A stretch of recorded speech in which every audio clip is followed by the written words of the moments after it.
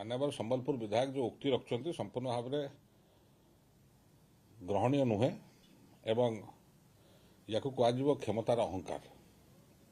जदि जड़े व्यक्ति खासकर जदि जड़े से कौन दलर वरिष्ठ सदस्य हूँ पॉलिटिकल लोक हूँ सी जदि देशर सर्वोच्चतम न्यायालय डिसीजन को पालन करूना से कौन वार्ता दौरान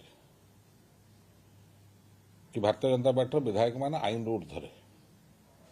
ये वैधानिक प्रश्न माननीय मुख्यमंत्री को पचार चाहिए कि जी गृहमंत्री आईन समस्त सामान ओडिशा रे ना भारतीय जनता पार्टी सदस्य मानकर मंत्री विधायक मानकर एवं कर्मकर्ता एवं आमर सर्वोच्चतम प्रथम नागरिक राज्यर राज्यपाल पुओ याद ऊर्ध्वे। ये प्रश्नर उत्तर सीधा सड़क माननीय मुख्यमंत्री जी गृह विभाग दायित्व अच्छे सी रखा उचित एवं ओडिशावासी को एवं पुलिस विभाग को खास करी एटा स्पष्ट गोटे डायरेक्शन दिवा उचित एवं तांका मंतव्य आधार एकांत आवश्यक ये कि ओडिशावासी जानिया दरकार कि आईन समस्त समान ना भारतीय जनता पार्टी कर्मकर्ता तांका समर्थक यार ऊर्ध्वे।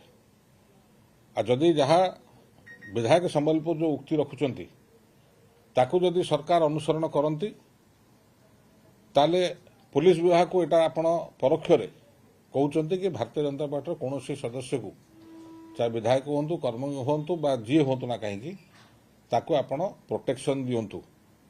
अर्थात आईन श्रृंखला विपर्यस्त जदि काली ओडिशा हुए तापर एकमात्र दायी जदि किए हे से हे माननीय ओडिशार मुख्यमंत्री श्री मोहन महादी जेहेतु सी गृह विभाग दायित्व अच्छा एवं जो पुलिस विगत सरकार छोट छोट कथार तार आईनगत कार्यानुष्ठान करुला सी नीरव कौन पाई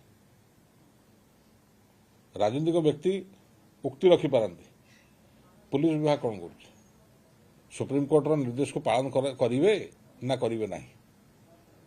माननीय मुख्यमंत्री जी गृहमंत्री अच्छा ये संक्रांत में स्पष्टीकरण देवे ना देवे ना।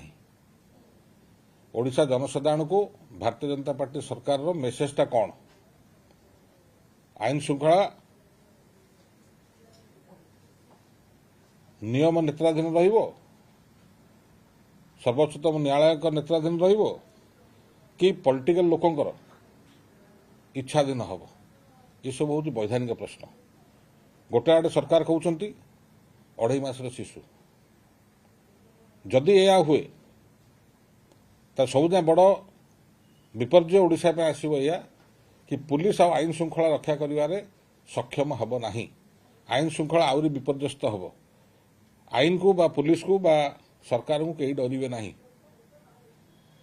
आ एटा स्पष्ट मेसेज जीव कि ब्राह्मण पुओ माकड़ माइले दोष नहीं।